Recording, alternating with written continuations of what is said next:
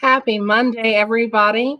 We are going to continue today in our ecosystem unit. And our essential question for today and tomorrow is, why are producers, consumers, and decomposers necessary in an ecosystem? So we're going to start today with vocabulary.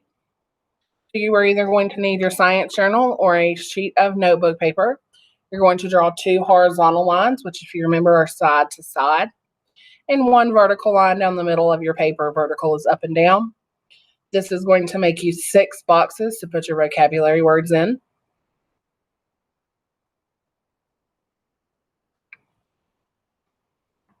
And then either on the back or on another sheet of paper, you're going to draw one horizontal line across the middle and one vertical line down the middle.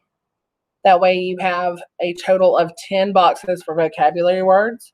We will not be using all of them today, but you will use them by the end of the week. Feel free to pause the video if you need to go get paper or if you need more time to draw your boxes. These first 4 words we are going to cover, we have already talked about last week, so you do not need to write these down. First word is population. Population is a group of individuals of the same species inhabiting the same area. Next is community. Community is a group of interacting species living in the same area. Next is ecosystem. An ecosystem is a biological community of interacting organisms and their physical environment.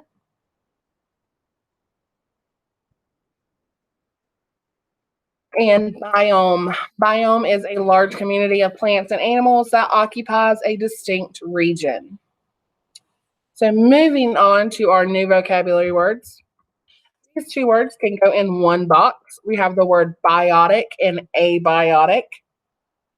Looking at the prefix bio, bio means life. So something that is biotic is living. Some examples: animals, humans, plants, bacteria, things that are living. The prefix a means without. So when you have abiotic, that means without life. And abiotic is not living or not from something that is living. Again, feel free to pause the video if you need more time to write.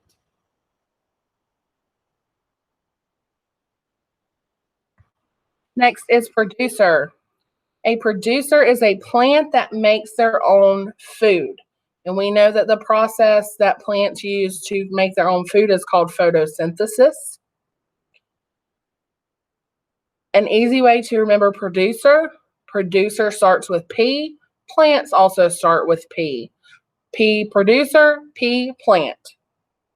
It's one way to remember that producers are plants.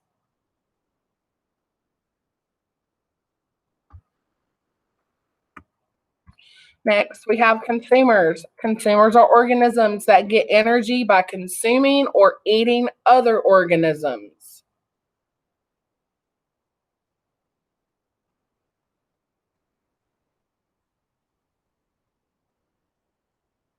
And decomposers.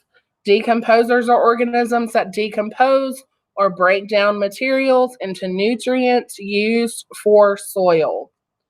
So examples of decomposers are mushrooms, bacteria, and worms. Those are all decomposers.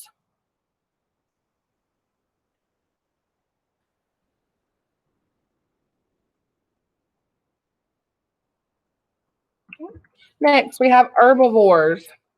Herbivores are animals that feed on plants. This can be plants, seeds, anything that has to do with a plant. If a person does not eat meat, a vegetarian, they are considered to be an herbivore because they are eating plants.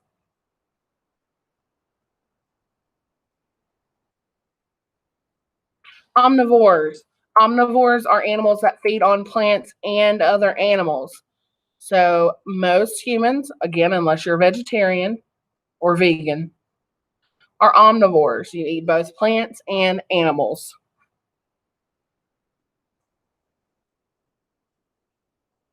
And carnivores. Carnivores are animals that feed on other animals. If you think about lions and tigers and bears, oh my. Bears are actually omnivores. But carnivores are animals that feed on other animals.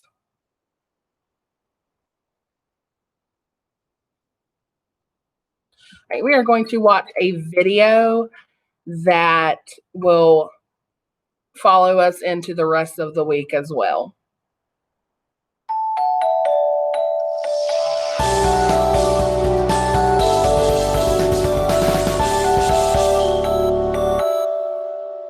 Lunch is the best time of day, right? Well, sometimes anyway. But even if lunch turns out to be nasty, like a banana and ketchup sandwich, if we're really hungry, we'll eat it. That's because we're living things, and all living things need to eat, or really need to eat to get energy in order to survive. But tigers and humans are both living things, and you don't tend to see tigers hanging out at the salad bar. So what's the deal? How do different types of living things get energy? Well, everything starts with the sun. We may slather on the sunblock and pull out the shades when things get too bright, but plants don't.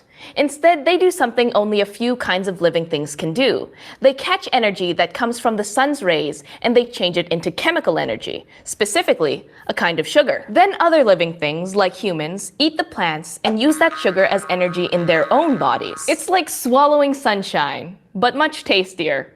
And more filling. Scientists classify or group animals based on how they get energy. Some living things get energy by eating mostly plants or parts of plants like fruits or seeds. These animals, like deer and cows, are called herbivores, even though they eat all kinds of plants, not just the herbs that go in pizza sauce. But if you're looking for an animal to split a burger or carne asada taco with, you'll want to call tigers, hawks, or other carnivores, animals that eat mostly meat. While humans, bears, raccoons, and other animals whose diets include both plants and animals are called omnivores. Now you can come up with a really simple model to see how these groups of living things fit together, based on how they get energy.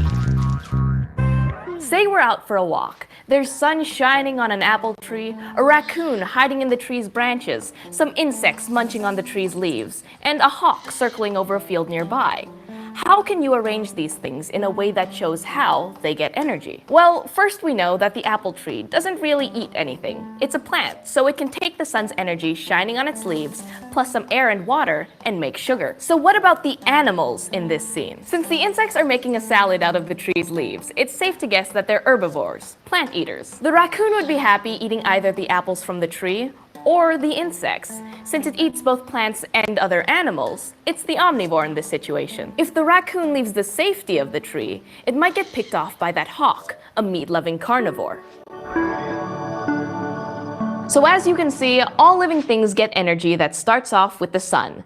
Plants take this energy and change it into chemical energy. Some animals, herbivores, get their energy by eating mostly plants, while others, the carnivores, get it by eating mostly meat. And omnivores, like humans, get their energy by eating both plants and animals. Now if you'll excuse me, it's time for this omnivore's lunch.